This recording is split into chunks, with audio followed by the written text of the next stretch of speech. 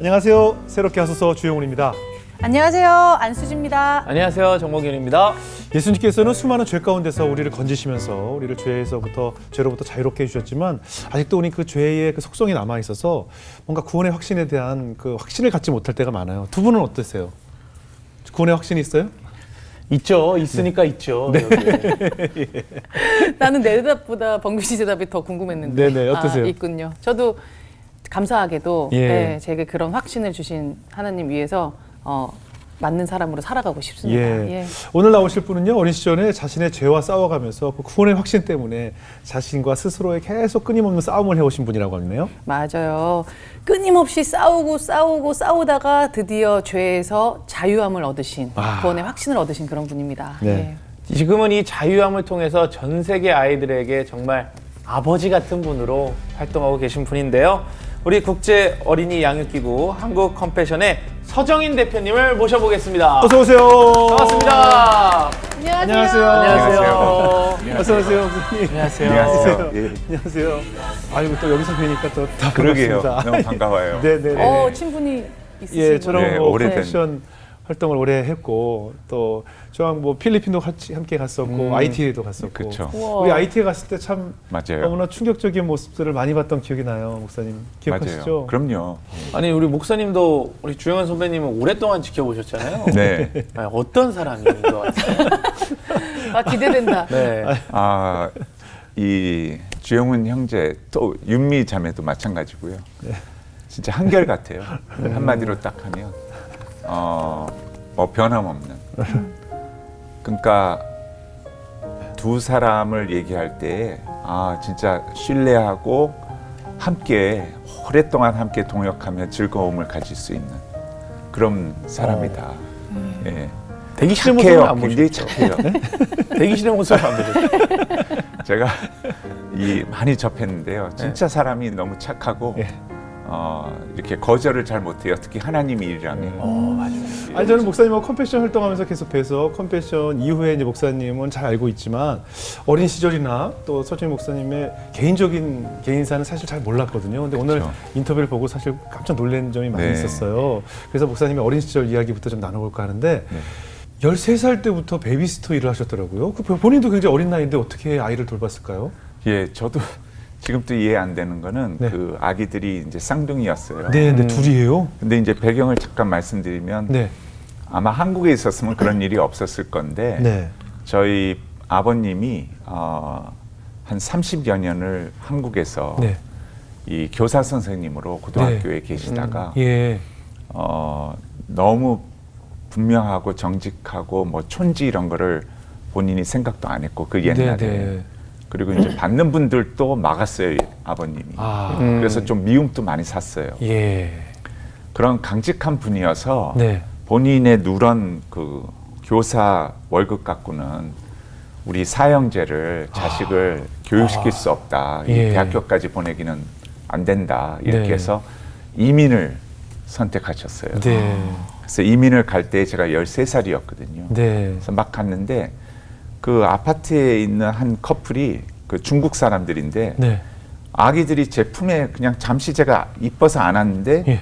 너무 잘 자는 거예요. 이게 까다로운 아이라는데 네. 그걸 보더니 그냥 베이비시터를 할 수 있냐고 물은 거예요. 네. 그래서 뭐 저는 조금이라도 아르바이트 생각을 하고 네네. 그러겠다고 했는데 하루에 5, 6시간씩을 맡겼어요. 둘을? 그래가지고 근데 거기서 밥도 해놓고 제가 아니 그냥 밥만 앉혀놓고 네네. 반찬은 열쇠도- 본인들이 알아서 하고요. 네네. 왜냐하면 본인들이 퇴근 시간에 와서 네. 그 아이들을 이제 인수인계를 했으니까. 예. 그래서 13살 때 예. 쌍둥이였는데 굉장히 쉽지 않았어요. 왜냐하면 예. 쌍둥이가 그렇지. 성격이 달라가지고 한 아이를 막 웃기려고 하면 한 아이는 울고 네. 이 아이가 또 웃으면 또 한 아이가 울고 이렇게 해서 쉽지는 않았어요. 예. 그러면 그러니까 어린 시절부터 아기를 돌보고 아이와 가깝게 지내는 것이 어떻게 보면 훈련이 돼 있으셨네요. 아니요, 근데 아주 안 좋아했어요. 너무 힘들고. 그렇죠. 나 이제 애 싫다 하는 정도로. 그지. 예. 예. 그래서 하나님께서는 아마 그때부터 훈련을 시키신 거 아닌가 싶어요. 맞아요. 근데 고등학교 시절이 돼서 이제 사춘기 굉장히 예민한 시절에 본인의 죄성과 이렇게 굉장한 싸움을 하셨다는데 네. 어떻게 그러니까 지내신 거예요? 저는 이제 감사하게도 네. 이제 아버지 어머니 쪽이 다 4대째 기독교 네. 저를 포함해서 집안에서 컸기 때문에 늘 이제 또 주변에 뭐 외삼촌 또 목사님이고 뭐 사촌 형도 목사님이고 뭐 네. 이러다 보니까 교회라는 것은 저에게 있어서 익숙한 하나의 삶이었어요. 네. 근데 저게 진짜일까라는 그 질문에 있어서는 모두 다 한 번쯤 해보는 것 같아요. 네네. 그리고 저의 삶에 있어서 말씀대로 나는 맞는 말이니까 예. 옳은 말이니까 살기를 원하는데 안 되는, 네. 그렇다면 이 신앙은 무엇인가? 예. 그 저의 삶과 듣는 것에 대한 괴리감, 이것에 있어서 늘 이렇게 말 아닌 양다리를 거치고 네. 뭐 세상 쪽으로 가는 것도 아니고 예. 그렇다고 해서 교회에 완전히 헌신되어 있는 것도 아니고 네. 이 삶을 굉장히 오랫동안 하다 보니까 예. 근데 마음속에는 저게 옳으니까 저렇게 살기를 원하는데 안 되니까 예. 하는 그 고민이 계속 있었죠. 네. 네. 아니 보통- 어린 나이 예. 아니었어요? 그때가 한 몇 살 정도? 고등학생 때. 고등학생 때요. 그때 그렇게 죄 문제 예. 그렇게 네. 고민하기가 쉽지 않은데. 그러니까 이런 예를 들면 이제 그때 제가 좋아했던 뭐 미국에서 컸으니까요. 좋아했던 뭐 가수들이 빌리 조라든지 예. 뭐 아. 보스턴이라든지 아, 보스턴. 아, 제가 뭐 엄청 이글스라든지 이글스. 뭐 이런 수많은 사람들을 좋아해서 앨범을 그때 용돈을 벌었으니까 네네. 이 용돈을 갖고 앨범을 다 샀다가 하나님 앞에 이제 수련회 가서 막 헌신하면 그거 다 버리고 남 주고 그런 다음에 또 다시 사 모아요. 예. 왜냐하면 결국엔 또 다시 돌아오니까. 옛 모습으로 오는 거예요. 네. 그거를 듣는 게 좀 그게 세상적인 계속 반복되는. 아. 예. 그럼 팝 음악을 듣는 것조차도 약간 죄책감을 가지신 거예요? 그 당시에? 그러니까 제가 뭐 클래식이나 네. 부모님이 이제 들려주시는 복음성가나 이런 거를 네. 틀어놨지만 저는 그것보다는 팝을 더 좋아했으니까요. 예. 예. 그건 죄가 아닌데. 아니 그러니까 그때는 이제 하여튼간 그렇게- 제 고등학교 때 예, 그렇게 죄라고 생각하셨을 거고. 예. 그리고 이제 이성의 눈을 뜰 나이잖아요. 네. 그럼 뭐 이성 친구를 좋아한다든가 관심을 갖는 것. 이성에 대해서는 제가 그렇게까지 관심은 없었어요. 그때 그래요? 고등학교 때부터 제가 이 죄라는 것에 대한 하나님과의 한번 쇼부를 이 분명한 걸 갖고 싶다. 미국에서 살다가 일본에서도 사셨나요? 제가 이런 게 있어요. 이 그 부모님의 그 단어 그렇죠, 그렇죠. 제가 그렇죠. 한국어가 그렇죠. 되다 보니까 뭐 어른들의 언어니까, 예. 뭐그 그렇죠. 웃으시는 분들이 네. 많아요. 네. 그래서 이 고급 단어를 못 쓰고 그럼요. 항상 저 하는데요. 감사합니다. 알려주셔서 그 하나님과 여기에 대해서 확실하게 내가 진짜 그 신앙적인 삶을 분명하게 살고 싶은데 안 되기 때문에 네. 해결하고 싶다는 이게 간절했어요. 아. 그래서 뭐 고등학교 때부터 뭐 집회는 다 다니고 말씀을 접하고 그렇지 예. 못한 저를 또 발견하고 예. 그러면서 하나님과 씨름했다 할까요? 예. 그러니까 나한테 답을 주든지 구원의 확신을 주시든지 그래서 헌신하게 만드시든지 네. 아니면 나 그냥 편안하게 세상 살게 해달라고 예, 왜 나한테 죄책감을 자꾸 주면서 예. 왜 놓지 않게 하면서 그렇게 안 되는 네. 그게 이제 고등학교 저의 전체의 삶이었어요. 그러니까 사실은 그 교회 생활하면서 목사님 말씀 듣고 굉장히 사실 우리 기준에서 굉장히 열심으로 믿는 학생이었네요. 그죠? 근데 어떻게 보면 목사님 편에서는 저는 굉장히 반항하는 아이였어요. 왜냐하면 이 싸움이 있었기 때문에 네. 예를 들면 이제 목사님이 설교를 하시면 예. 저는 딴 책을 펴놓고 읽고 있었어요. 네. 왜냐하면 듣기가 싫었어요. 교회는 출석하지만 예. 예. 그래서 앉아가지고 그랬어요. 딴 책 읽으면서 당신은 할 수 있냐고. 왜 나한테 강요하냐고. 이거 안 되는 거 알지 않냐고. 네네네네. 아니 진짜 되냐고. 예예예. 그 말씀대로 하지 않고 할 수 있냐고. 예. 나는 해보니까 안 된다고. 예예예. 그러면 거기에 대해서 얘기를 해줘야지. 예예. 왜 자꾸 하라 그러고 하지 말라 그러냐. 맞아요. 예. 이게 저의 싸움이었어요. 계속. 저희도 그런 생각들 해봤잖아요. 맞아요. 그러니까 그죠? 되게 하든지 예예예. 네. 아니면 그냥 포기하고 살게 하든지 예. 하는 그게 저 마음속에 네. 계속 어려움이었죠. 그런데 언제 어떻게 좀 하나님께 좀 답을 얻게 되셨나요? 근데 이제 주변에 이제 그 고등학생 친구들 교회에 네. 다 같이 다녔던 친구들이나 대학생 때에 주변에서 친구들이 예수님의 구원의 확신을 얻었고 뭐 완전히 자기의 삶을 드렸고 네. 이제 하나님을 새롭게 경험했고 뭐 이런 얘기들을 하니까 네. 더 막 저는 질투 반 뭐 원하게 되는 거예요. 예. 그래서 이제 대학교 때에 내가 진짜 한번 진짜 하나님과 완전히 끝내보자. 예. 근데 이제 그런 마음을 계속 갖는데도 안 되는 거예요. 네. 그러니까 세상 쪽으로 갈 수도 없는 거예요. 제가 뭐 술, 담배를 했다든지 뭐 도덕적으로 무슨 바를 한번 갔다든지 이런 일은 없었어요. 네. 그냥 속에서 나오는 이 모든 질투, 욕망, 이 모든 것이 다 죄 아니냐 하는 이것의 싸움이었지. 예. 그러니까 교회는 열심히 다니고 다 할 거는 하고 뭐 대학부 회장, 뭐 고등부 회장 뭐 다 했지만 속은 내가 그리스도를 닮아가는 이 모습이 안 되고 말씀대로 안 되는 걸 봤을 때 대학교 때에 얼마나 제가 하나님과 씨름을 했냐면 방학이 되면 네. 진짜 하루에 7시간, 8시간 뭐 하루 종일 방 안에서 예. 말씀을 좋아서가 아니라 말씀의 응답이 있다니까 말씀 붙잡고 계속 읽은 거예요 그냥. 7시간. 예. 아니 그러니까 그게 좋아서가 아니었어요. 예. 그러니까 답을 얻고자 하는 거잖아요. 그러니까 하나님 주시든지 말든지 나 이거 하다가 안 되면 나 이제 완전 세상적으로 갑니다. 네. 근데 결국에는 나를 어디까지 데리고 가셨냐면 네. 포기하게 하셨어요. 그러니까 뭐냐면 이거였어요. 내가 너무 큰 죄인이어서 그냥 나를 포기하셨구나. 주변에 있는 친구들, 사람들은 다 하나님을 새롭게 경험했다고 하는데 나는 그걸 갖지 않고 계속 내 안에 있는 죄를 보게 하시는 거 보니까 예. 이건 말씀만 대하면 나는 죄인이거든요. 네. 그렇지 못한 네. 나를 포기하셨구나. 이 상황까지 갔어요. 이제 그러면서 화가 나면 중간에 막 나가가지고 네.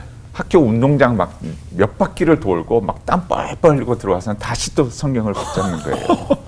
그냥 운동장 뛰는 게 끝이에요? 아니 그냥 이 스트레스를. 그러니까요. 다른 걸로 푸는데 보통은. 친구는 없었어요 그때? 그때 이제 네. 제가 아직도 기억나는 게 예. 지금 또 이제 통화를 하는 친구가 있는데 대학교 때에 친구한테 제 생일 전날 전화를 했어요. 네. 나 솔직히 우리 식구들은 지금 내일 내 생일이라고 네. 뭐 음식도 준비하고 막 선물도 아마 준비하는 것 같은데 나는 하루를 또는 이제 생일을 맞이해서 내년 한 해를 계속 이렇게 산다는 건 원치 않는다. 근데 솔직히 제 마음속에 자살은 할 수 없는 두려움이 있었어요. 왜냐면 성경에 혹시 지옥 갈까 봐. 예. 예. 그래서 하여튼간 자살은 못하지만 난 이렇게 사는 건 너무 싫다.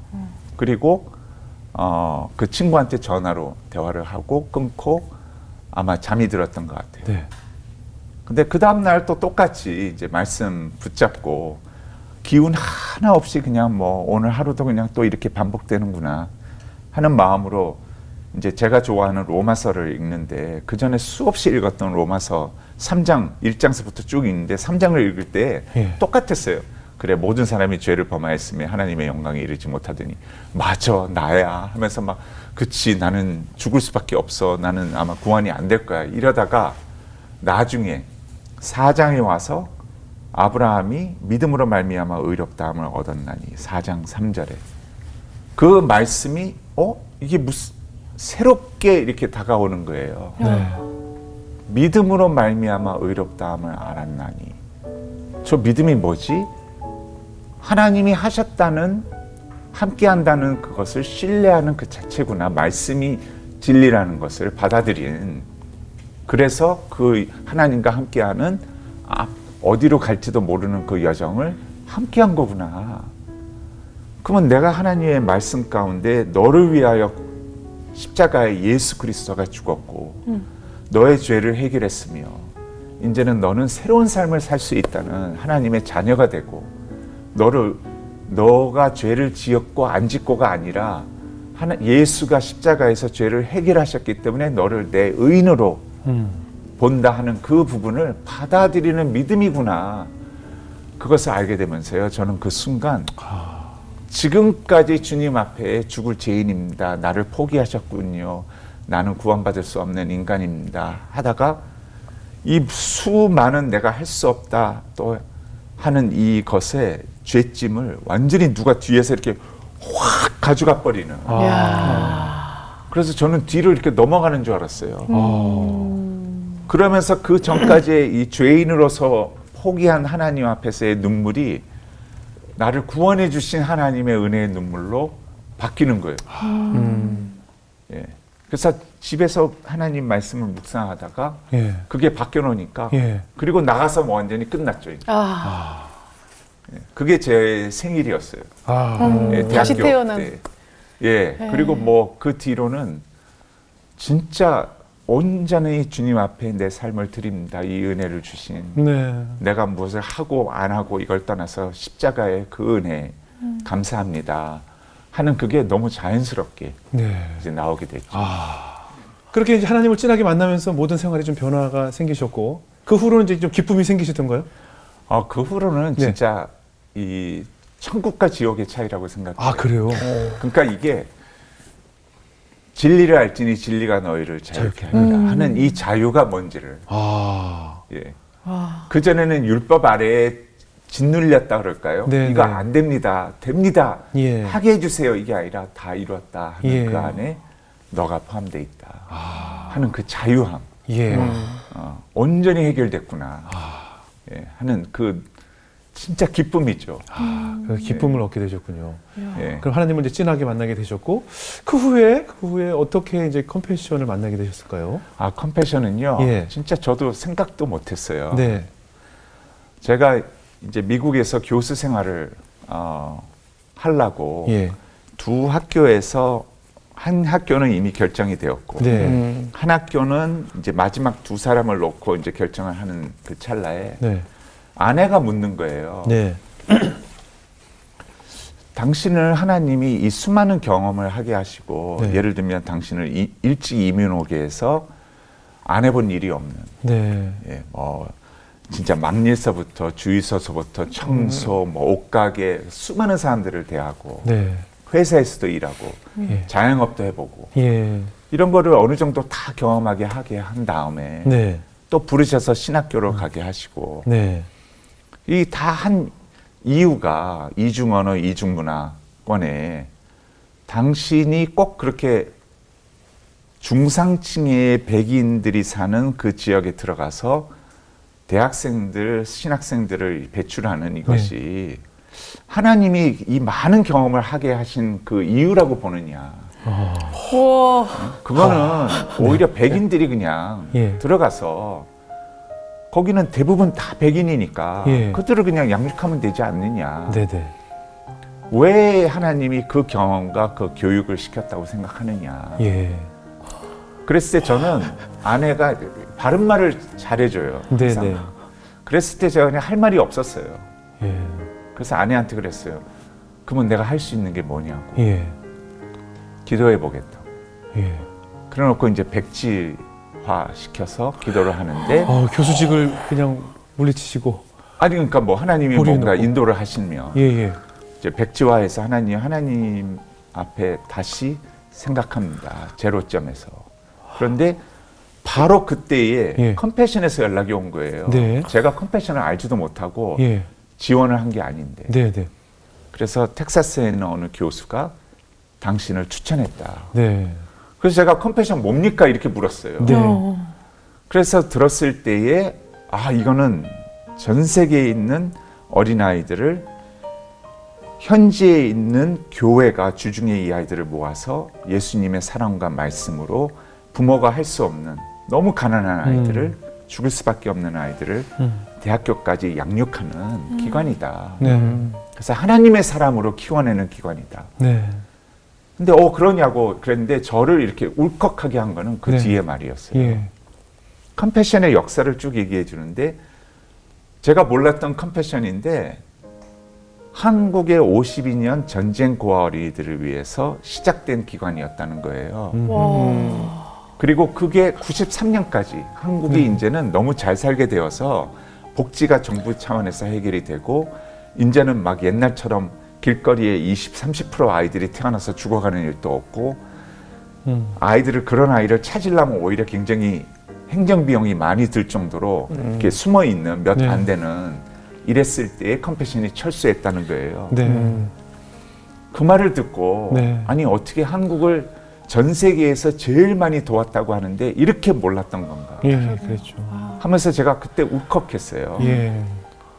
그리고 너무나 성경적이고 예. 그냥 아이를 돕는다는 게 아니라 복음을 함께 전해서 네. 하나님의 사람으로 키워낸다는 그것에 제가 아주 감동을 했죠. 네. 그리고 나서 이제 컴패션에 제가 그러면 면접을 하겠다. 네. 그래서 지원서를 낸 적도 없어요. 그냥 면접부터 시작했어요. 아. 시작을 하고 감사하게도 하나님이 인도하신 게 너무 분명한 게 원래 컴패션이 누구 한 사람을 저 같은 경우는 이제 열 몇 시간을 면접했는데요. 뭐 마케팅서부터 인사, 경영, 뭐 마지막이 영적인 부분이었어요. 왜 어린이냐? 왜 성인도 아니고 청년도 아니고 어린이냐? 그것도 네. 왜 저렇게 가난한 아이들이냐? 네. 거기에 대해서 뭐냐? 그리고 아내도 면접하거든요. 아, 왜 당신 남편이 이 일을 해야 된다고 생각하느냐? 아, 그래요. 했을 때 아내가 처음 한 말을 제가 또 그때 알았어요. 예. 그래서 이제 저 같은 경우는 그냥 간단했어요. 좀 이기적이죠. 뭐라 했냐면 왜 어린이냐라고 했을 때 나는 한순간 또 만약에 내 아이가 그런 상황에서 산다면 나는 감당을 못할 것 같다고. 그래서 이 어린이들을 살려야 되겠다는 마음이 있다고. 근데 한참 후에 그 전 총재님이 제 아내한테 물은 거예요. 네. 아니 왜 당신은 아이냐고. 예. 남편이 이해는 되는데. 그랬더니 아내가 처음 얘기하는 거예요. 그래서 저는 물었어요. 아니 왜 나한테 지금까지 그 얘기를 안 했냐고 했더니 당신이 안 물었으니까 안 했지 이제 이러는 거예요. 네. 뭐라 하냐면 제가 기억나는 거는 결혼 전부터 아내는 우리 애를 갖지 말고 입양을 하자 그랬었어요. 그래서 제가 당신이 원하면 난 괜찮다 그랬어요. 예. 근데 이제 아이가 생겼어요. 생긴 거예요. 네, 네. 저희가 너무 놀랄 정도로. 그 아이가 생겼는데 딸을 너무 원했는데 새 아이가 딸을 놓겠다고 한 게 다 아들이 된 거예요. 아들 새 아이가. 아들 셋. 그러니까 아내는 더 이상 이제 입양에 대한 마음을 가졌는데 새 남자애를 2년 터울로 낳다 보니까 감당이 안 되는 거예요. 네. 그렇다고 남편이 집에 도와주는 것도 없고 사역에 완전 미친 사람이 됐고 이제 이러다 보니까 혼자 너무 버거우니까 입양은 이제 생각을 못 하겠다는 생각을 가진 거예요. 그런데 남편이 컴패션에 대해서 이제 전화를 받고는 본인이 바로 그 얼마 전에 미국에서 그것이 알고 싶다를 비디오 가게에서 이제 들어보았는데 네. 아동 학대에 대한 것을 이제 본 거예요. 예. 네. 그러면서 다시 입양에 대한 하나님 앞에 네. 그 부담을 하나님이 주시는데 본인이 그랬대요. 하나님 왜 나에게 갑자기 또 이런 부담을 주십니까? 예. 나는 새 아이를 키우는 것도 너무 버겁다는 거 아시지 않습니까? 네네. 하면서 하나님 앞에 눈물을 흘렸다는 거예요. 네. 그런데 컴패션이 예. 전 세계에 이런 아이들을 우리가 직접 데리고 와서 키우지는 않지만 현지에서 키워져서 네. 한다는 것을 듣고는 본인이 더 저거다, 이거다라는 그게 확신했던 거예요. 네. 네. 그래서 저도 이제 깜짝 놀랐죠. 예. 그래서 이 하나님이 참 하나하나 이렇게 인도하셨구나. 93년에 이제 컴패션 철수하기까지 10만 명 넘는 어린이를 네. 양육했다고 하죠. 41년을 이제 41 한국을 년을. 돕고. 그러니까 제가 참 몰랐던 거예요. 그때는 전쟁 폐허여가지고 예. 52년도서부터 이게 주중에는 보육원이 되면서 주말에는 교회가 교회당이 되고. 되는 그 보육원 교회당만 2,700개의 교회당을 지었고요.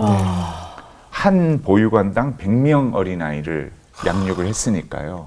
크게는 400명, 500명. 그러니까 2,700개의 보육원이라고 한번 생각을 해보세요. 네. 컴패션이 41년 동안 얼마나 많은 그러네요. 일을 했는데 우리는 몰랐던 것을. 그러니까 컴패션의 이름을 드러내지 않고 한 것이죠. 네, 그러니까 지금 또 예. 컴패션이 현지에 가면 수혜국을 가면 컴패션의 간판 하나 없어요.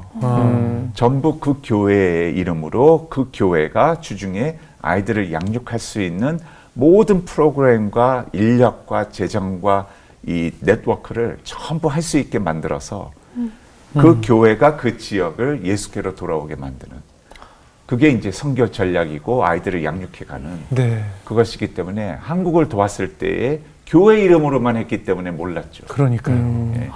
수많은 사실 그 컴패션의 수혜를 받은 어린이들이 굉장히 많이 이 사회로 진출을 했을 텐데도 네. 컴패션이 드러나지 않아서 사실 사람들이 컴패션이라는 단어를 사실 조금 낯설어 했었던 것 같아요. 근데 그 이유 때문에 컴패션이 다시 들어오게 된 거예요. 그렇겠네요. 저는 두 번째 저를 울컥하게 한 게 바로 이거였어요. 네. 컴패션이 왜 다시 들어오게 됐느냐. 아직 후원국으로는 모든 면에서 준비가 아직 안 됐다, 한국은. 네. 그래서 완전히 생각도 안 했대요. 국제 컴패션이 후원국으로 돌아온다는 것은. 예. 그런데 컴패션에서 각 교회에서 자라난 이 사람들이 예. 뭐 목사, 변호사, 의사, 간호사, 뭐 가정주부 이런 분들이 한 350여 명이 예. 몇 년 동안 자발적으로 모이면서 다시 들어와 달라는 요청을 계속했는데 거부한 거예요. 그리고 컴패션은 재정적으로 넉넉한 독일을 준비하고 있었던 거예요. 네. 근데 이것이 하나님의 뜻이다라는 확신을 또 갖게 되어서 준비하던 걸 다 스탑하고 예. 한국을 후원국으로 준비를 하고 저 같은 사람 하나를 뽑게 된 거예요. 근데 그 말이 뭐였냐면 3년을 자발적으로 모이다가 미국의 총재, 부총재를 거의 이렇게 팔을 반쯤 틀듯이 네. 반강제로 한국을 오게 한 거예요. 오게 했는데 이 한마디였어요. 저희들의 말을 좀 들어봐 달라고. 한국은 민족적으로 나중에 하나님 앞에 섰을 때 도움 받아서 경제와 신앙을 이룩한 반의 이야기 외에는 들려드릴 것이 없습니다. 이제는 한국도 축복의 통로로 나머지의 반의 이야기를 쓸 수 있게 다시 들어와 주십시오.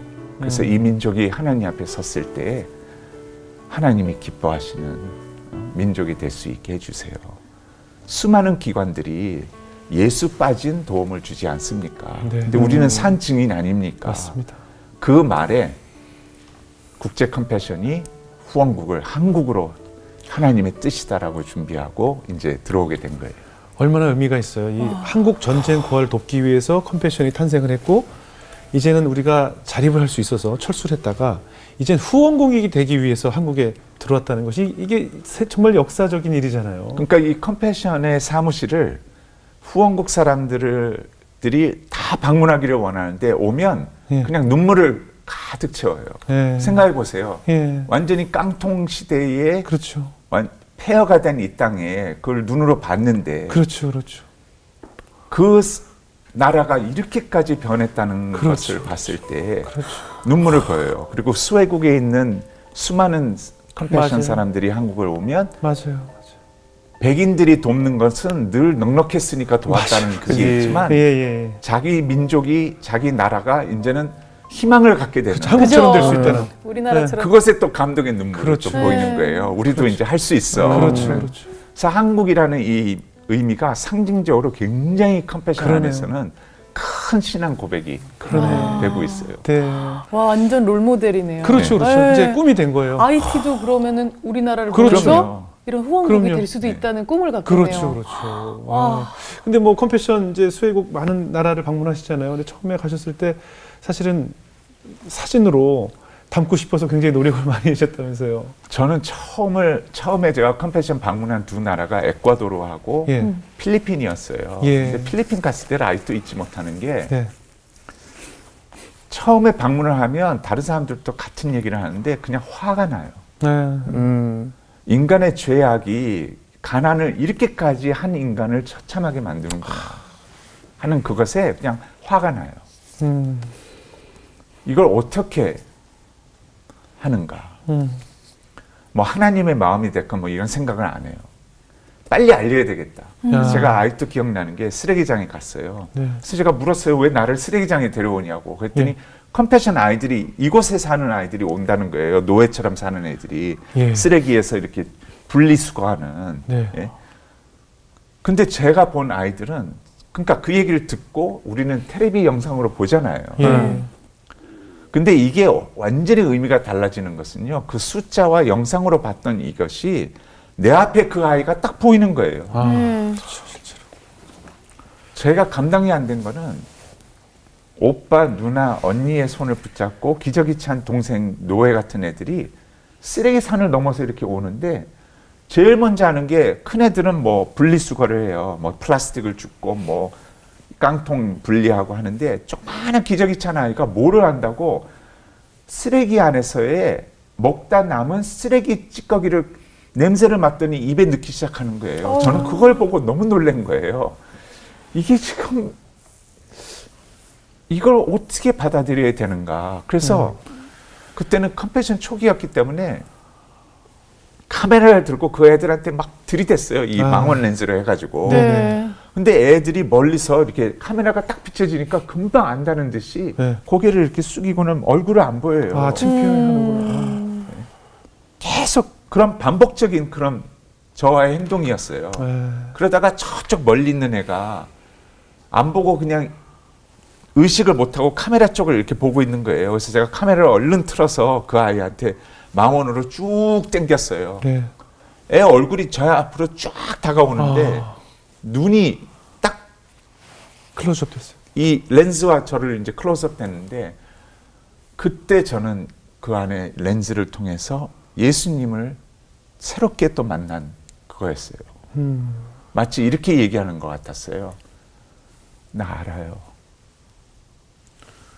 이런 아이라는 거. 근데 제발 그런 눈으로 보지는 마세요.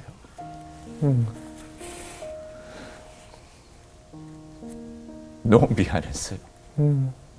저의 그 아무리 알려야 되겠다는 그 마음이 강했지만 제가 그런 눈으로 이 아이를 봤다는 것에 하나님은 얼마나 이 한 생명에 대해서 늘 이 아이가 잘 되는 모습으로 존귀함을 갖기를 원할까. 그래서 그냥 그 아이한테 다가가서 안아줬어요. 안아주면서 미안하다 그러고 컴패션 현직 교회와 함께 이 아이를 등록시켜서 아이를 거기에서 양육하게 되었어요. 근데 그 후에 제가 이제 알게 된 거예요.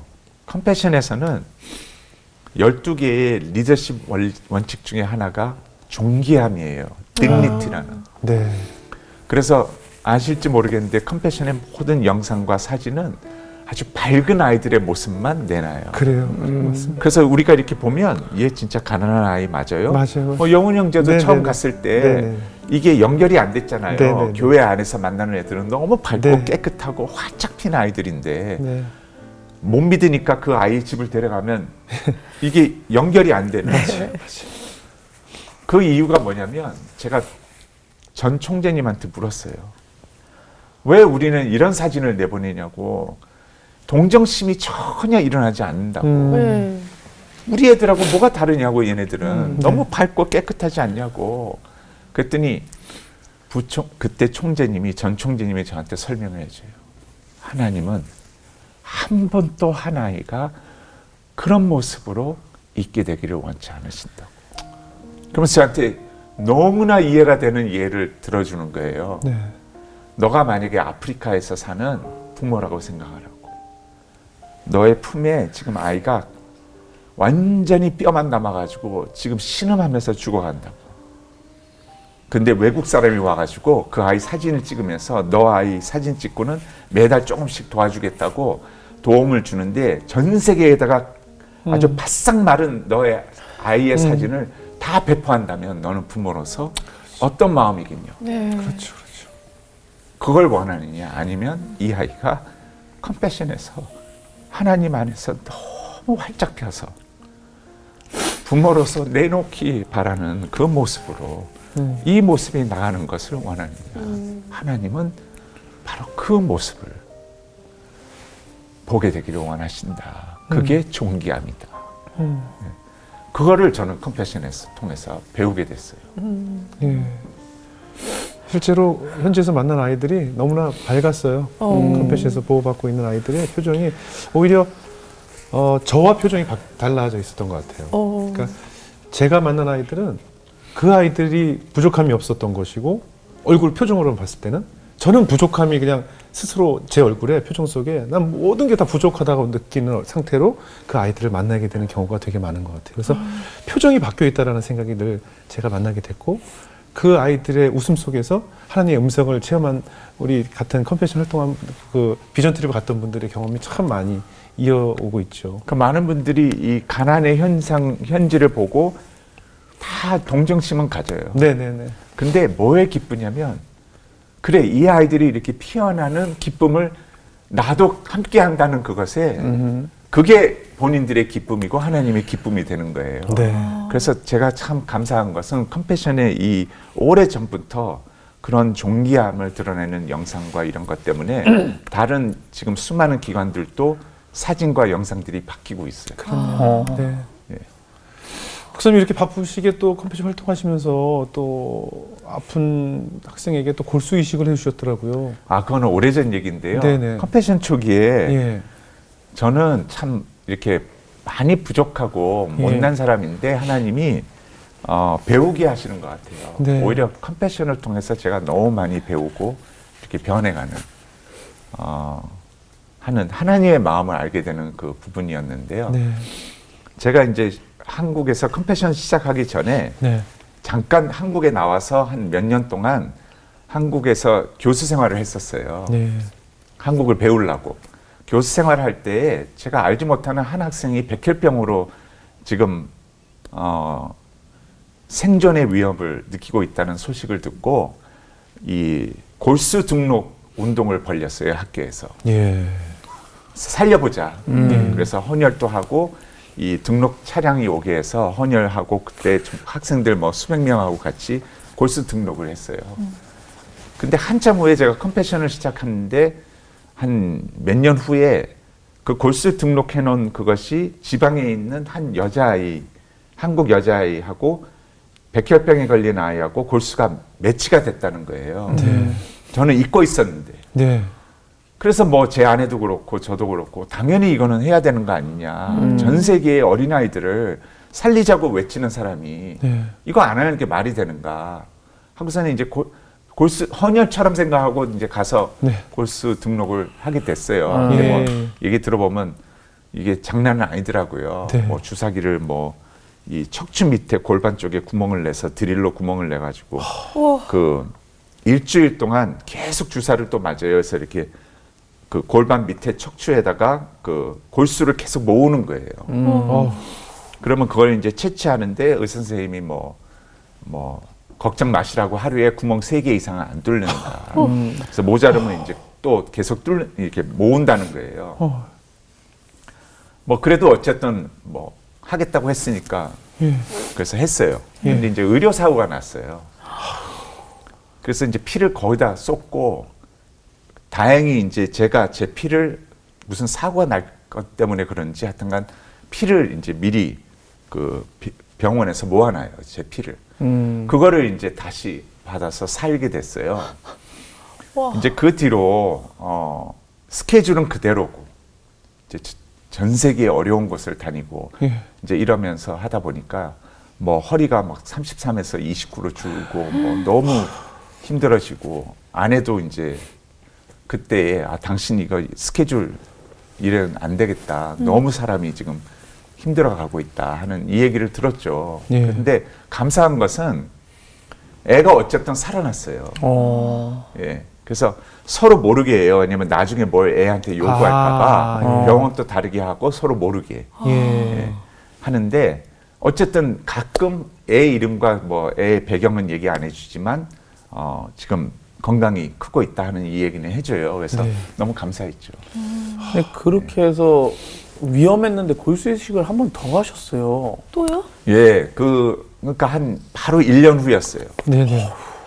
1년 후인데 연락이 온 거예요. 요는 그러니까 간단하게 얘기하면 그 얘기를 하시더라고요. 의료 사고도 나서 그거 다시 여쭌다는 것은 그리고 두 번은 다들 안 한다는 거예요. 한번 이렇게 저같이 예, 힘들어했던 사람은. 예. 그렇지만 지금 해결책은 목사님의 골수가 들어갔기 때문에 다른 사람의 것은 이제 안 되고. 됩니다. 아. 그 친구가. 근데 이 아이는 지금 방법이 없습니다. 근데 이제 그때는 제 아내도 반대하는 성격이 아닌데 안 된다. 예, 위험하다. 당신 너무 그 뒤로 힘들어해서 안 된다. 직원들도 난리가 났어요. 안 된다고. 왜냐하면 첫 번째 할 때 몰래 했거든요. 아. 그래서 안 된다. 그리고 제가 이제 저는 솔직히 그때 답을 못했어요. 왜냐하면 마음에 두려움이 있었어요. 아, 그렇겠죠. 그치, 나도 죽을 수도 있는데. 예. 그리고 이제 원치 않았어요. 네. 정말 이마침 하면 하나님 되지 예. 않겠습니까라는 네. 것도 있었어요. 예. 그래서 제가 전화를 해서 병원에다 얘기했어요. 주변에서 다 하지 말라 그런다고.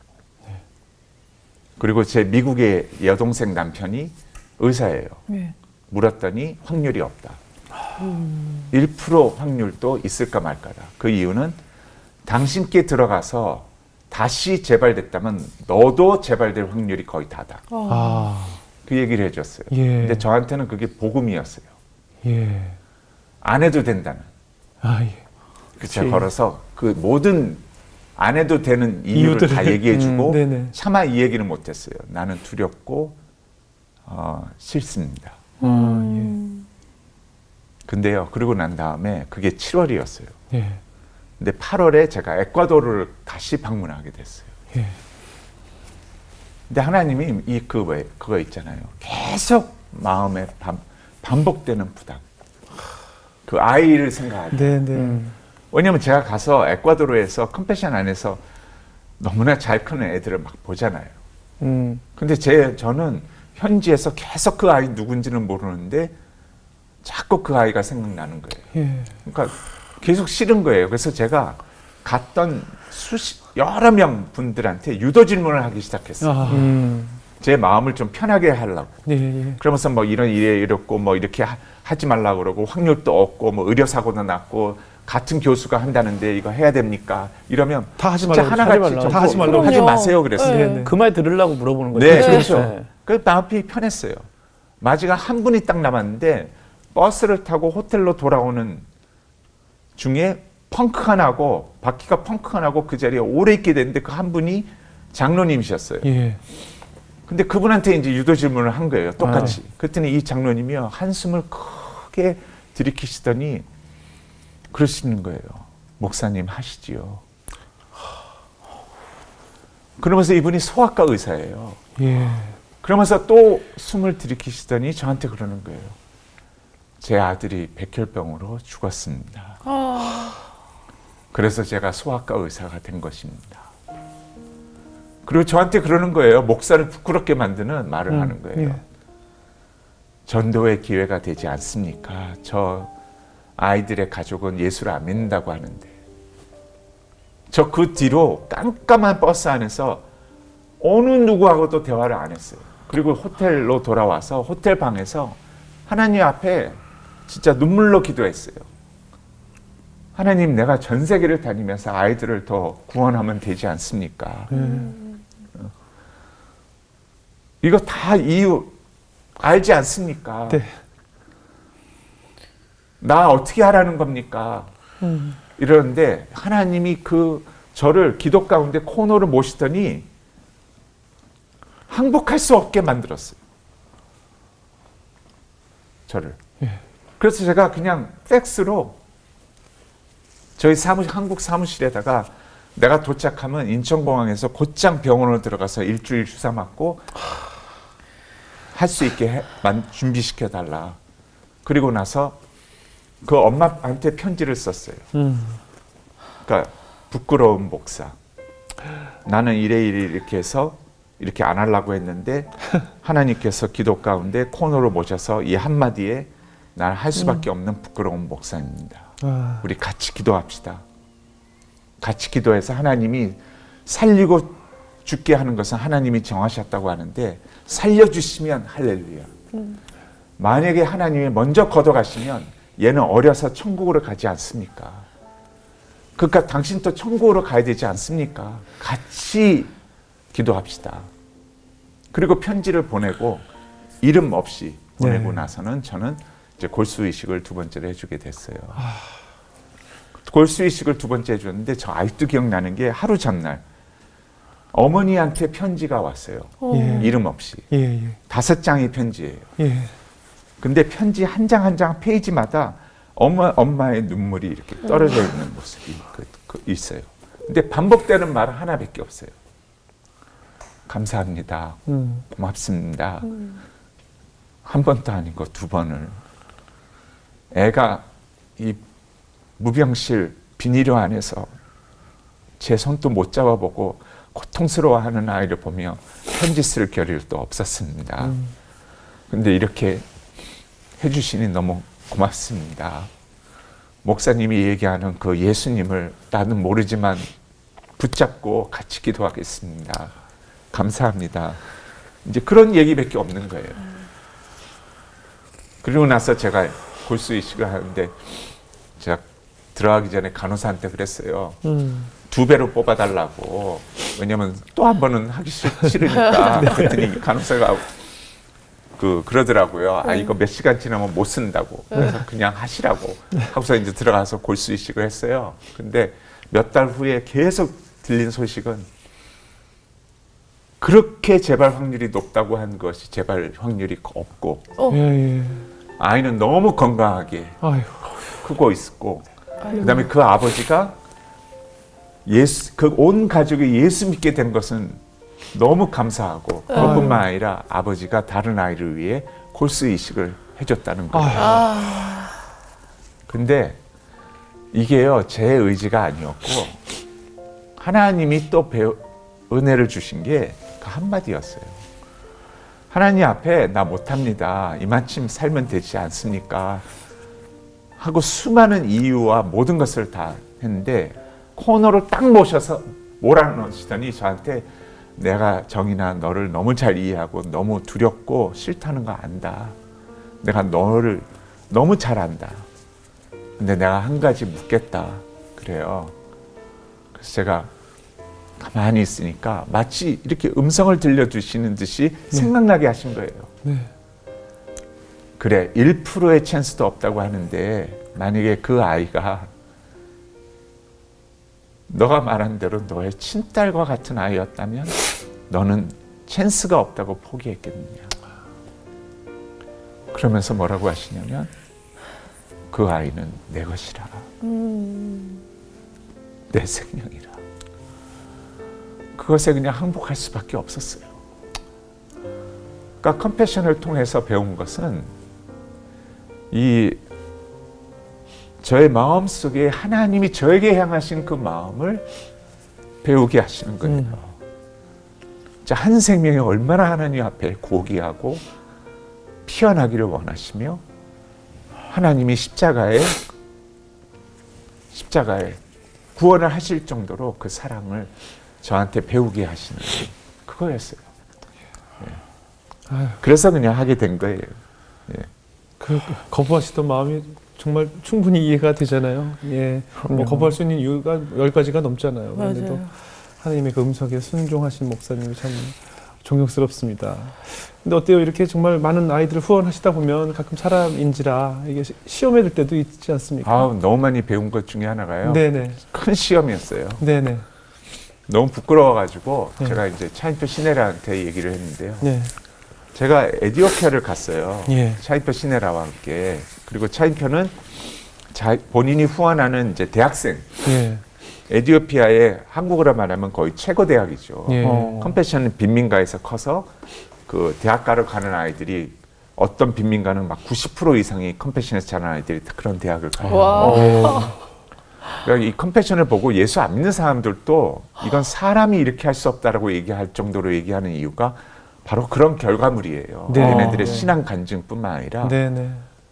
환경은 똑같은데 어떻게 저렇게 될 수 있는가. 예. 그런 아이를 만나러 갔어요.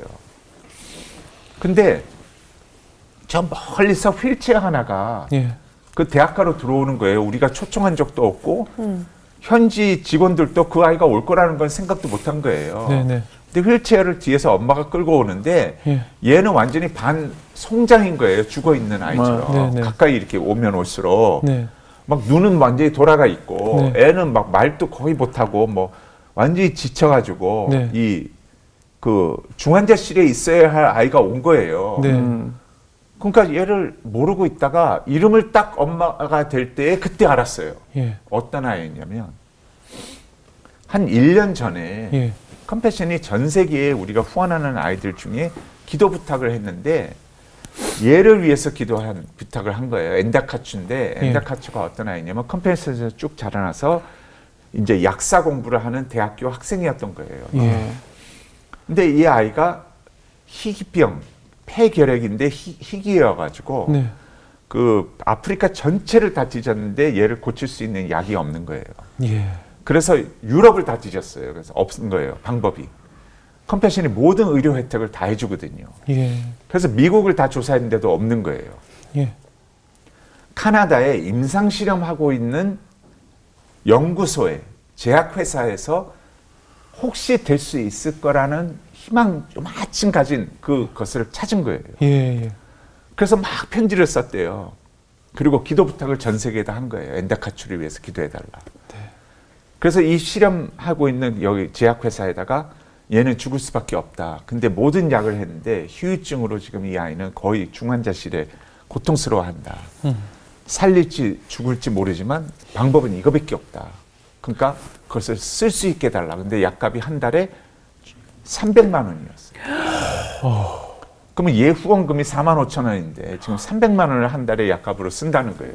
그것도 약을 실험이기 때문에 주사기 30개 하루에 하나씩 놓는 이 주사기로 이 아이스박스에 넣어가지고 카나다 직원이 그걸 비행기를 타고 공수해야 되는 에티오피아로 가서 왜냐하면 이게 오래 둘 수 없으니까 예. 예. 가서 이거를 놓고 매달 이것을 한다는 거예요. 그래서 이 약에 들 수 있게 기도해달라. 그래서 제가 그 이름을 기억하는 거예요. 예. 예. 그 비행기에 타는데 그때 상황이 뭐냐면 9.11 테러가 일어나가지고 비행기에 주사바늘 갖고 가려면 너무나 엄청난 서류 준비가 돼야 되고 김연아가 그때 자기 스케이트를 기내에 못 갖고 들어가게만 했던 때예요. 예. 예. 그러니까 이 주사기를 매달 그렇게 한다는 거는 쉬운 일이 아니었어요. 그리고 거기다 행정비용. 예. 예. 근데 1년 후에 내가 만난 엔다카츠는 이거는 낳은 아이가 아니라 결과가 지금 완전히 이런 결과를 낳았다는 거에 저는 굉장히 화가 난 거예요. 네.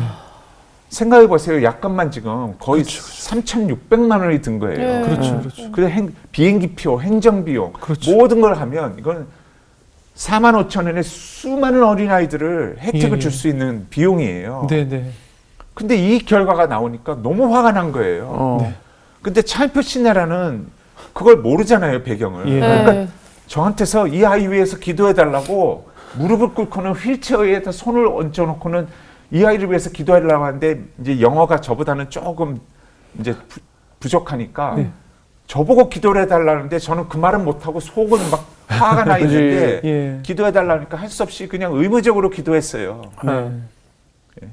그리고 나서 그날 저녁에 차인표 신내라한테 솔직히 나는 가룟 유다와 같은 마음이었다고. 예. 우리가 무슨 짓을 했는지 모를 정도로 이렇게 화가 났다고. 예. 그렇게 부끄러운 목사라고. 나 컴패션 대표라고. 아이들 하나하나가 소중하다고 외치는. 근데 또 이랬다고. 회개를 하고 다시 하나님 앞에 무릎을 꿇고 그냥 돌아왔습니다. 1년 후에 차인표가 저 영상팀과 에티오피아를 자기 대학생 그 후원하는 아이를 만나러 백팩서부터 학용품서부터 이 아이를 준다고 한 세트를 다 사가지고 이제 에티오피아로 갔는데 네. 엔다카츠가 나타난 거예요. 또 부르지도 않았는데 예. 나타난 이유는 계속 이거예요. 나와 함께 해줘서 고맙습니다라는 그 말을 하기 위해서였던 거예요. 예? 한국에서 후원을 하는 후원자가 왔다는 것에 또 나타났는데 차인표가 너무 놀래가지고 저한테 왜 그 스마트폰으로 이렇게 엔다카츠 나타났다고 하면서 한국에다가 전화로 연결을 영상 시키는데 전화로. 뭐였냐면 엔다카츠가 종이 하나를 흔들어가면서 자기한테 나타났는데 그게 뭐냐면 완치됐다는. 와. 할렐루야. 너무 기뻤어요. 네. 근데 지금 엔더카츠 어떻게 살고 있는지 아세요? 어떻게요? 자기의 모든 삶을 지금 아프리카 전역에 수만 명의 발런티어들, 예. NGO를 만들어서 UN 한국의 제약회사들, 전 세계의 제약회사들 다 해다가 폐의 결핵을 없애는 수만 명의 의료진의 발런티어, 이 수많은 사람들과 함께 NGO 활동을 하면서 완전히 폐결핵을 퇴치하는 그것에 앞장서서 그 일을 하고 있어요. 그러니까 한 생명이 하나님이 어떻게 쓰시고자 하는 계획은 갖고 계셨죠. 근데 저는 가룟 유다처럼 그 생각을 했죠. 물론 낙오자도 많죠. 네네. 근데 이 한 생명이 하나님 앞에 이렇게 쓰이는 걸 봤을 때, 아, 하나님의 너무나도 멋진 그 사역을 보게 된 거예요. 그래서 엔더카츠는 지금 10여 년 동안 그 사역을 하고 있어요. 예. 예. 기적을 체험하셨네요. 기적을 체험. 저를 너무나 부끄럽게 만들고, 네네. 제가 이해 못했던 것을 다시 좀 더 깊이 하나님의 마음을 배우게 되는, 예. 그게 저는 컴패션이라고 생각돼요. 그렇네요. 예. 지금 뭐 수많은 후원자들이 있지만 또 개개인 하는 사연을 가진 분들도 많이 있잖아요. 특히 형편이 넉넉지 못한 상황에서도 하나의 생명을 위해서 후원하는 그런 후원자들도 많이 있죠. 그럼요. 네. 컴패션은 많은 분들이 이렇게 겉모습으로 보면 네. 우리 주영훈 형제처럼 이렇게 이름 있는 분들이 앞장서서, 왜냐하면 많은 사람들이 어쨌든 후원을 할 수 있게 만들어야 되니까 안 그러면 안 모이거든요. 예. 이런 분들이 앞장서 주셔서 참 그런 모습이 있지만, 솔직히 대다수의 모든 분들은 어려운 환경에서 그 형편을 무릅쓰고 후원을 하는 분들이 많아요. 예. 그리고 저의 마음속은 우리 영훈 형제도 잘 아는 것처럼 이런 분들이 컴패션을 대표하는 사람들이다. 그러니까 이런 전화를 저희는 많이 받았어요. 예. 저는 깡통 통장을 가진 사장입니다. 예. 그래서 자살하려고 했는데 내가 컴패션 소식을 듣고 오히려 한 아이를 내 새끼처럼 내가 키우겠다는 책임감을 갖고 다시 일어나겠습니다. 아, 나는 환경 미화원을 하는 엄마인데 내 딸이 나를 완전히 거부하고 버렸습니다. 나는 내 자식을 새롭게 키운다는 마음으로 다시 컴패션 아이를 돕겠다는 마음으로 열심히 일하겠습니다. 이런 분들이 굉장히 많아요. 예. 그래서 아주 이런 분들의 영상과 이야기들이 컴패션 안에는 수록한데 아주 대표적인 분이 있어요. 예. 우연히 이런 분들을 만나요. 예. 어떤 전화가 왔냐면, 저희는 다른 컴패션 외에 모든 기관은 양육을 하는 기관이 아니고 일시적으로 이제 아이를 돕는 기관이 되다 보니까 네. 이런 전화를 저희가 안 해요. 예. 아이 양육해야 되는 후원금이 매달 밀렸습니다. 아, 예, 그냥 도움을 주는 거는 적게 도움을 줘도 되고 크게 도움을 줄 수도 있잖아요. 네. 근데 우리는 애를 기본적으로 키워야 되잖아요. 학교 예, 보내고 예. 의료 주고 그렇죠. 의식주를 해결해 줘야 되잖아요. 그러니까 양육비가 되다 보니까 후원금이 밀렸습니다. 어떻게 안 되겠습니까? 하고 전화를 드리는데 한 분이 계속 밝히지는 않고, 제가요 조금 더 노력하겠습니다. 지금 가정 형편이 어려워서 경제적으로 힘들어서. 근데 계속 밀리는 거예요. 근데 이게 또 채우다가 또 밀리다 이러다 보니까 전화를 통해서 나중에 알게 된 거예요. 이분이 개척교회 목사님이시고 이분들의 교인은 대부분 다 과부들인 거예요. 네. 성남의 가장 남한산성 근처에 진짜 가난한 교회의 목사님인 거예요. 하나님의 특별한 부르심이 있어서 너가 진짜 과부와 어린이들을 위해 그곳에서 사역하라고. 네. 근데 컴패션을 알게 되어가지고 본인이 아이들을 수명을 후원하는데 본인은 경제적으로 이 애들을 도울 수가 없는 거예요. 그래서 새벽 기도회를 끝나면 구두통을 들고 남한산성에서 등산하고 내려오는 분들, 또 아침 식사를 하는 분들 식당에 가서 아이들을 돕습니다. 구두 닦아주세요. 구두를 닦습니다. 구두를 닦습니다. 이렇게 외치는 거예요, 목사님이. 그래놓고 교회 앞에다가 구두통 놓고는 또 길거리에서 또 닦고, 그러면 사람들이 어떤 분들은 뭐 무관심에 지나가는 분들도 있지만 어떤 분들은 목사님이라는 걸 알게 된 후에는 막 2,000원을 요구하는데 뭐 5,000원을 주는 분도 있고 네. 10,000원을 주는 분도 있고 막 너무 기뻐서 아이들 후원을 하고 새벽 기도회 때 이 아이들을 이름을 불러가면서 대통령 되게 해주세요, 장군이 되게 해주세요, 미스 볼리비아가 되게 해주세요, 막 이러면서 기도를 하는 분이 된 거예요. 네. 이런 분을 알게 된 거예요. 근데 이분이 구두를 닦기를 이제 스탑하게 됐어요. 저희가 또 나중에 알게 됐는데 루게릭병에 걸리신 거예요. 그래서 이제는 수년이 지났는데 몸을 전혀 못 움직이시고 말도 이제 안 되셔서 교회를 주변에 있는 교회로 다 흩어서 교인들 보고 가라고. 그리고 본인도 이제 너무 힘드니까 이 아이들을 맡아주실 분 해가지고 아이들을 이렇게 흩어서 맡게끔 하셨어요. 근데 너무나 감사하게 몇 년 동안 다른 목사님이 자발적으로 거기에 가서 지금 사역을 하고 그리고 교회가 교인들이 흩어지지 않겠다고 목사님이 하나님의 부르심이 있을 때까지 함께 하겠다고 교인들이 아직도 어린이들을 후원을 하면서 계속 목사님과 함께 사역을 하고 있어요. 그런 분들이 컴패션 아이는 수룩해요. 그리고 이 영상이 전 세계의 모든 수혜국에 다 전달이 되고 교회마다 그 어린이 양육하는 컴패션 수혜국 교회들이 보면서 김정아 목사님은 굉장히 유명하게 되고 또 이 학생들도 어디에서 격려와 힘이 되냐면 이 목사님을 위해서 기도하는 것뿐만 아니라 그 말을 하는 거예요. 저는 저를 후원하고 있는 한국의 후원자님들이 잘 사는 분들인 줄 알았습니다. 저도 크면 저렇게 살겠습니다. 저도 그분들을 위해 기도하겠습니다. 그러면서 제가 이 수혜국에 가면 진짜 자주 묻는 거예요. 김정아 목사님 어떠신가요? 김정아 목사님 괜찮으신가요? 기도하고 있다고 얘기해 주세요. 얘기해 주세요. 이런 말을 종종 듣게 돼요. 이게 컴패션에 진짜 하나님이 하나로 묶으시는 힘이 아닌가 예, 하는 거라고 저는 생각해요. 네, 그렇네요. 그리고 컴패션을 대표하는 분들이죠. 그럼요. 김정옥 목사님 요즘 건강은 어떠세요? 예, 바로 얼마 전에도 지금 네. 카톡으로 저는 계속 하고 있는데 말은 못 하시지만 네. 지금 계속 버텨내고 계세요. 아, 사모님이 너무 훌륭하신 훌륭하시네요. 네. 또 간호사이시기 때문에 네, 목사님을 너무나 잘 돌보고 계세요. 그렇군요. 네. 목사님 뵈면 이렇게 정도 많으시고 눈물이 많으세요. 원래 좀 눈물이 많으신 편이었어요? 아, 그거는 제 아내한테 물어보면 예. 제가요 눈물이 없는 사람이었어요. 굉장히 그래요? 매섭고 예.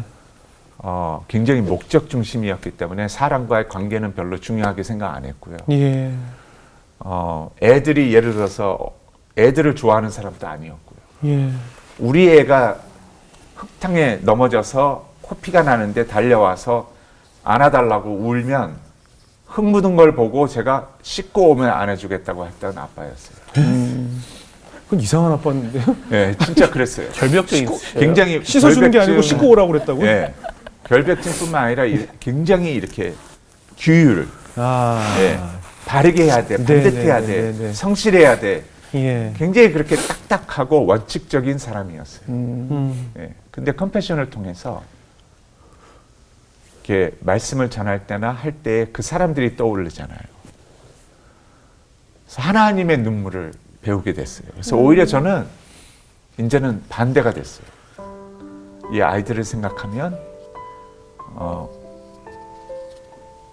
하나님 얼마나 좋아하실까, 얼마나 기뻐하실까. 그리고 한국과 함께했던 수완슨 목사님도 한국에 와서 수혜국일 때 한국의 하나이가 신앙 간증을 하고 하나님 앞에 기뻐 서게 될 때 얼마나 좋아하셨을까 네. 하는 그것에 늘 취해 사는 사람이 되었어요. 그렇군요. 그러면서 이제 아내와 아이들한테 네. 제일 많이 듣는 얘기가 사람은 변하지 않는다고 하는데 특히 나이가 들면 네, 들수록 네. 제가 이제 내일 모레면 환갑이거든요. 목사님 생일이 또 저랑 똑같으세요. 오. 네, 11월 6일 똑같아서 맞아요. 저희가 서로 같은 날 생일 축하하잖아요. 그 당신처럼 아빠처럼 이렇게 많이 변하는 사람은 없을 거라고. 예. 그래도 아이들한테도 좀 미안한 점이 있으실 거. 전 너무 미안하죠. 제가 아내한테, 아이들한테 진짜 자주 얘기해요. 3마디예요. 특히 아내한테. 네. 너무 미안해. 예. 그리고 용서해줘. 그리고 너무 후회스러워. 이 3마디를 진짜 자주 해요. 뭐가 그렇게 후회스러워. 우리 큰애 같은 경우는 아빠 괜찮아. 이제 더 안 해도 돼. 라고 얘기할 정도로 제가 그런 마음이 있어요. 네. 또 우리 제 아내한테 더더욱이 그렇고. 왜냐면 제가 1년에 뭐 이 현지만 14번 거기다 집회에다가 네. 설교 말씀 전한다고 회의 뭐 움직이면 거의 20번, 30번 이렇게 해외로 다닐 수밖에 없어요. 그리고 한 번 움직이면 뭐 열흘 해서 뭐 2주도 갔다 오거든요. 그러니까 1년에 반 이상은 전부 해외에 있는 거예요. 그리고 한국에 있어도 새벽부터 밤늦게까지. 그렇죠. 거의 사역에 진짜 이 워커홀릭이었어요. 맞습니다. 그래서 가정이라는 것은 저에게는 없었어요. 어떤 면에서는 제가 너무 이렇게 애들한테 요구하는 상황이 너무 크고 잔소리가 많았기 때문에 없는 것이 애들한테는 더 낫지 않았을까라는 생각도 많이 해요. 그 정도로 이렇게 많은 분들이 겉에서 제 설교를 듣고 뭐 멀리서 보는 그런 목사가 아니었어요. 굉장히 딱딱하고 이 재미없는 목사였어요. 예. 그리고 제가 목사님 가까이서 뵈니까 또 이렇게 바쁘신 것뿐만 아니라 해외를 많이 다니시니까 건강이 너무 안 좋으셔서 성한 데가 없으세요. 지금도 굉장히 마르셨지만 뭐 각종 질병을 다 갖고 계시고 늘 병 치료 받으시러 다니시고 그런 것이 너무 안 됐었죠. 그리고 뭐 수많은 곳을 다니다 보면 아무래도 시차 문제도 있고. 또 그래서 목사님 참 그래서 가족들에게 얼마나 마음이 미안하셨을까 가장으로서는. 너무 미안해해요. 네. 예. 그런 마음이 들어요. 이 코로나19로 사실 후원이 좀 어려워지는 분들도 많이 있잖아요, 현실적으로. 그래서 후원이 중단되는 일들도 있을 것 같은데 지금 상황이 어떻습니까? 매일 기도하고 있어요. 네. 너무 감사한 거는 그리고 안타까운 것 중에 하나는 한국이 전체 12개의 후원국 중에 이태리와 함께 후원을 취소하는 확률이 가장 높아요. 예. 예를 들어서 독일하고 이 네덜란드나 이쪽 또 미국 사람들은 한 번 후원을 시작하면 굉장히 지속적으로 오래 해요. 네. 근데 이제 한국과 이태리는 그거에 반해서 조금 힘겨워하는 분들이 좀 많은 것 같아요. 네, 네. 그런데 저한테의 안타까움은 하나님이 또 마음을 돌이키시고 또 새로운 후원자님 또 주시고 하지만 네. 지금 현지 상황인 것 같아요. 아, 그렇죠. 그렇죠. 지금 경제적으로 보면 한국이 이제 10번째로 부유한 나라잖아요. 네. 그러면 아무리 우리가 힘들다 그래도 10번째 잘 사는 나라의 힘듦이에요. 네. 그렇죠. 근데 수혜국은 지금 예방접종뿐만 아니라 니카라과와 같은 나라는 완전히 방치됐어요. 그래서 막 단임 목사님들이 돌아가시고 수십 명이. 예. 이제는 아이들까지도 이제 죽는. 그리고 일용직 부모가 되다 보니까 또 과부가 되다 보니까 일이 제일 먼저 없어지잖아요. 그렇죠.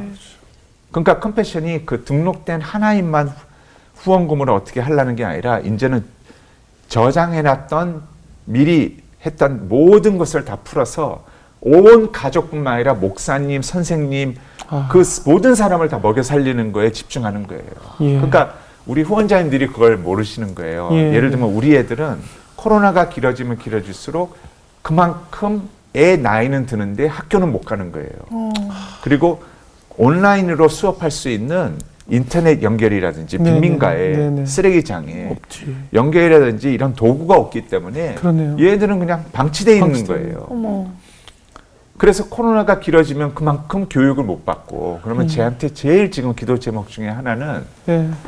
코로나 후에 얘네들이 더 이상 교육에 대한 동기부여가 그렇네요. 열정이 없어졌을 때 그리고 부모들은 한국하고 이게 달라요. 예, 예. 한국 부모님들은 교육에 열정이 있고 뭔가 최선을 아이를 위해서라면 자기 예. 목숨까지 버리는 네네. 이런 부모인데 지금 수혜국의 모든 나라들은 한국은 갑자기 그 환경이 전쟁으로 인해 다 가난해졌기 때문에 그 열정과 그 헌신은 돼 있거든요. 근데 지금의 수혜국의 가난은 대물림된 가난이에요. 네네. 그러니까 문맹인 경우도 많고 부모가 예. 교육을 안 받은 사람도 많고 예, 예. 자기 할아버지 때부터 이렇게 살았기 때문에 그렇죠. 얘를 구태여 꼭 교육을 시켜야 된다는 이것조차 없어요. 네네. 나도 그냥 어쩌다 보니까 이렇게 컸고 물론 내 형제들 다 죽어나간 대다수고 뭐 이렇지만 살아남지 않았느냐. 그냥 거기에 익숙해진 거예요. 아, 그러니까 예를 들어서 코로나 후에 갑자기 경제적으로 돈이 필요하니까 애들을 파출부로 판다든지 여자아이는 와. 남자아이들은 노동력으로 보낸다든지 네. 그러면 컴패션 교회를 못 오잖아요. 예. 네. 그럼 학교가 보내지지 못하고 혜택을 못 누리고 이러면 너무나 많은 아이들이 떠날 수밖에 없는 상황이 되지 않을까라는 그 기도 제목이 저한테는 제일 커요 지금. 그래서 그 후원자님들이 취소하는 것도 있지만 저희 가운데에는 그런 분들이 있어요. 전화 내용에 내가 이만큼 힘든데 그 아이들은 얼마나 더 힘들겠습니까? 끝까지 붙들겠습니다 하는 분들이 훨씬 더 많은 그런 감사함이 있어요. 그러네요. 사실 뭐 전 세계의 그 빈민 아이들 다 돕고 싶지만 현실적으로 불가능하기 때문에 누구 하나의 손을 잡아주는 것이 굉장히 중요한데 내 한 사람이 이렇게 한다고 해서 그것이 뭐 큰 도움이 되겠어요라고 생각하는 분들도 분명 계실 것 같아요. 선생님 그런 분들에게 어떤 메시지 전하고 싶어요? 저는요 그런 네. 것 같아요. 그게 어디서 달라지냐면요 네. 이거예요. 맞아요. 우리가 영상을 보고 가서 만나지 못하면 네. 딱 그 말이 맞아요. 음. 그리고 성경에서는 이렇게까지 얘기했어요. 가난은 늘 너희 옆에 있을 것이다. 그거는 죄와 악이 존재하는 한 가난은 항상 존재한다는 거예요. 예. 근데 솔직히 그거는 하나님이 우리한테 얘기하는 것 같아요. 예. 근데 그 영상과 그 숫자가요, 딱 가면요, 이건 숫자와 영상이 아니라 그 하나예요. 그렇죠. 내 앞에서. 그때 모든 게 깨지고 하나님 앞에 이 아이가 어떻게 되기를 원하는가 하는 그 마음이 앞장서요. 예를 들면 제가 한 교회를 이제 다 방문하고 간증을 막 듣고 떠나는데 버스에 다 올라탔어요. 버스에 타고서 이제 선생님들하고 아이들하고 빠이 하면서 막 이러고 있는데 한 아이가 컴패션 애들 가운데서 막 밟지 않고 완전히 얼굴은 누래가지고 한 4살, 5살 된 아이가 막 힘이 없이 그냥 서 있는 거예요. 그래서 저는 그 아이가 이제 보이지기 시작하는 거예요. 제가 컴패션 하면서 항상 예쁜 아이, 컴패션이 내놓으면 사진이 되는 아이, 이런 아이에서 컴패션을 정정하면서 소외된 아이, 한 구석에 앉아있는 아이, 뭔가 밝지 않은 아이, 도움이 더 필요한 아이, 하나님의 마음이 더 가기를 원하는 아이, 이런 아이들이 자꾸 보이는 거예요. 네. 교회 밖에서 까치발을 하면서 교회 안에 들어와 있는 아이들을 막 부러워하는 아이. 그 뒤에 엄마. 근데 이 아이 버스 밖에 서 있는 아이를 본 거예요. 그래서 버스를 세우고는 나갔어요. 그러니까 모두 다 지금 이제 빠이 하다가 갑자기 나오니까 저를 이제 보는 거예요. 그래서 제가 선생님하고 교회 선생님하고 이 대표를 불러다가 컴패션 대표를 불러다가 얘 왜 이러냐고 네. 컴패션에서 왜 얘는 다루지 않냐고 했더니 알아보니까 얘는 컴패션에 들어오지 못한 아이예요. 까치발을 한 아이예요. 네. 아니 그러니까 얘 왜 이러냐고 그랬더니 그때 제가 봤어요. 얘 뒤에 엄마가 눈물을 닦고 있어요. 딱 그거였어요. 도와주세요. 내 아이 살려주세요. 하는 딱 그거였어요. 그래서 제가 물었어요. 얘 왜 이러냐고. 그래서 통역을 통해서 막 하는데 얘는 날 때부터 학문이 막히는 아이예요. 이렇게 거의 다. 그래서 해결이 안 되는데 수술커녕 하루에 한 끼를 먹이느냐 못 먹이느냐 하는 싸움인데 어떻게 그 의료진을 어떻게 생각할 수 있겠어요. 네. 제가 컴패션 필리핀 대표를 불러다 그랬어요. 이 아이를 내가 후원하면 되지 않냐고. 그러면 후원하는 즉시 모든 의료 혜택을 주거든요. 그 뒤로 제가 저는 이런 아이들을 수없이 만나잖아요. 그 하나이 만나고 잊었는데 제 아이가 됐잖아요. 소식이 왔는데 어떤 영상이 왔냐면 얘가 수술을 3번을 해가지고 이 몸 밖으로 해서 처음에는, 그리고 나중에는 몸 안으로 해서 항문을 만든 거예요. 이래가지고 완전히 기운을 차리고 저한테 댄스를 보여주는 거예요. 5살짜리 아이가 막, 그러니까 그렇게 활동적이고 개구쟁이고 막 그렇게 살아날 수 있는 아이였던 거예요. 예? 저는 후원자님들이 본인들이 한 아이라고 생각하지만 그 한 아이가 하나님 앞에 살아났을 때의 그 모습을 본다면 저는 한 아이라는 그 의미가 없어진다고 생각해요. 그럼요. 하나님 앞에서의 나는 이 아이의 한 생명이다. 예, 하는 내가 하나님 앞에 한 아이를 살리고 있구나. 그거라고 봐요. 그럼요. 이 하나님의 놀라운 기적, 뭐 코로나가 아니라 그 어떤 어려움이 와도 저는 우리 다 헤쳐나가야 하고 또 그럴 날이 멀지 않았고 더 많은 아이들의 손을 붙잡아 줄 때가 아닌가. 특히 현지에서 지금 우리가 보도를 통해서 접하지 못하지만 얼마나 많은 생명들이 죽어나가고 있고 얼마나 열악한 환경 속에 거하고 있을까 생각하면 하나님, 예수님께서는 또 얼마나 눈물로 이 상황을 우리를 바라보고 싶을까 하시는 생각이 들었습니다. 수씨 오늘 어떻게 들으셨어요? 마음이 무겁고 굉장히 눈물도 많이 나는 그런 내용들이 많았는데 그 아이들이 불쌍해서가 아니라 네. 그 우리가 많이 잘못 생각하고 있구나. 하나님이 원하시는 거는 그 아이 하나하나의 존귀하고 밝은 웃음인데 우리는 자꾸 우리 생각만 하고 있었구나라는 네. 생각도 하고 가장 그 와닿았던 거는 우리가 컴패션의 그 수혜자였는데 네. 이렇게 성장해놓고 그걸 잊어버리고 그렇죠. 우리는 그렇게 가난했던 시절 잊어버리고 사는 게 하나님이 원하시는 바는 아니구나. 네. 우리도 다른 아이들, 어려운 아이들을 살려야겠구나 그런 생각이 들었습니다. 네, 맞습니다. 그래서 왜 특히 그런 질문들 많잖아요. 왜 우리가 나라가 아닌 외국의 아이들을 돕습니까? 라는 질문 사실 굉장히 네. 많이 받는데 우리는 그런 말을 할 수가 없죠. 그러게요. 왜냐하면 우리가 바로 처음 도움을 받았던 나라이기 때문에. 그 미국에서 스완스 목사님이 이제 창설자이신데 네. 이분이 교회를 다니면서 한국 어린이를 살립시다. 네, 네. 전쟁 고아를 보신 적이 있습니까? 라고 외칠 때마다 그 질문이 제일 많이 나왔대요. 똑같았겠죠. 당시에도. 우리 네. 주변에도 가난한 사람들이, 부족한 사람들이 많은데 왜 알지도 들어보지 못한 한국이냐. 네. 그때마다 스완스 목사님이 얘기하셨대요. 가서 그 아이를 본 적이 있습니까? 내가 들고 있는 한국에서 가져온 이 깡통이 여러분에게는 쓰레기통에서 발견되는 깡통에 불과하지만 한국이란 라디오에서 듣는 이 전쟁 고아들한테는 생명줄이라고. 우리와는 완전히 차원이 다른 싸움을 하고 있는 아이들이라고. 그래서 몰라서 그런 말을 그럼요. 예, 많이들 하고 계시는 것을 맞습니다. 알고 있어요. 저도. 네. 우리 전봉균 현재 어떠셨어요? 저도 이제 두 아이 아빠인데 자기 전에 항상 애들한테 기도를 해줘요. 그러면서 항상 하는 얘기가 우리 아이들 이렇게 주님 좀 잘 보살펴 주시고라는 기도를 항상 하는데 내 아이만 아이라고 생각했던 게 너무 죄송한 거예요. 저 아이도 주님 아이고 내 아이도 주님 아이인데 그래서 저는 진짜 컴패션이 뭔지 몰랐어요. 오늘 네. 전까지도 아예 몰랐고 근데 이제는 내 아이뿐만 아니라 진짜 누군가의 좀 더 도움이 필요한 아이들의 부모가 좀 되어주고 싶다. 네. 그런 생각이 좀 들었던 것 같아요. 그렇죠. 그렇죠. 그 어떤 영화에선가 그 내 자신이 우연히 과거로 돌아가서 어린 시절의 나를 만나는 뭐 그런 드라마였나요? 영화 같은 것이 있었어요. 저는 컴패션의 아이를 직접 만나고 나서 나의 모습을 봤어요.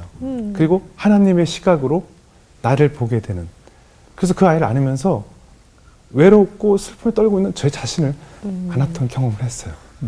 네가 얼마나 많이 외로웠니? 그래서 저를 이렇게 안아줄 때 하나님께서 나를 안을 때 그 포근함을 제가 느꼈던 체험을 했거든요. 그리고 또 저는 그 처음에 결혼하고 나서 아이가 안 생길 때 우리 인도네시아에 사는 페비라는 아이가 매일 편지가 와서 후원자님 아기가 생겨달라고 오늘도 기도했습니다. 내일도 기도했습니다. 또 다음 편지에 아기 태어났나요? 뭐 아기가 가지셨나요? 그 후에 저희 큰딸 아라를 갖게 되고 둘째도 가졌을 때 그 수많은 저희 후원한 아이들이 저희 가족처럼 동생이 생겼다고 기뻐했던 그런 가족애를 또 누릴 수 있었고, 또 세 번째 또 이유로 제가 컴패션에 대한 그 비전을 얘기한다면, 우리는 그곳에 가서 선교를 할 수 없지만 저는 제 마음은 그 나라의 어린아이 생명이 미래의 선교사를 키우는 일이다. 내 작은 후원이 미래의 선교사를 키우는 일, 그 아이에게 공부를 가르치고 의료택을 줘서 그 나라를 변화시키는 일을 나는 하고 있다. 그러니까 선교사를 성장시키고 양육한다고 저는 생각하고 있거든요. 그러니까 이런 세 가지 큰 축복을 저는 누릴 수 있었어요. 그래서 아마 그렇기 때문에 지금 제가 자발적으로 컴패션을 알리는 일도 열심히 하고 있고, 왜 우리가 재밌는 영화나 맛있는 걸 먹게 되면 자꾸 주변 사람들한테 너도 해봐, 되게 맛있어, 뭐 하듯이, 되게 재밌어 하듯이, 그런 기쁨을 많은 후원자들이 또 누릴 수 있었으면. 맞아요. 컴패션을 제가 하면서 가장 큰 누리는 것은 그건 것 같아요. 나 중심에서의 사랑의 기준, 바리새인과 같은 그 기준이 나와 함께 먼저 하시는 그리스도의 사랑의 기준으로 점점 변해가는, 그것을 배워간다 그럴까요?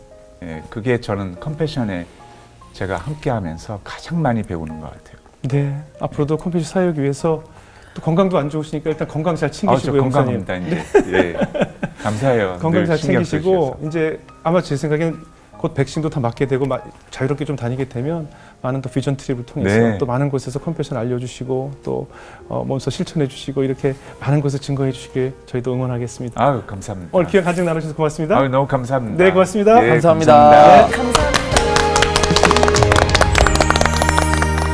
오직 주님께 나 찬양합니다. 나를 푸르른 풀밭과 신나는 물가로 이끄시네.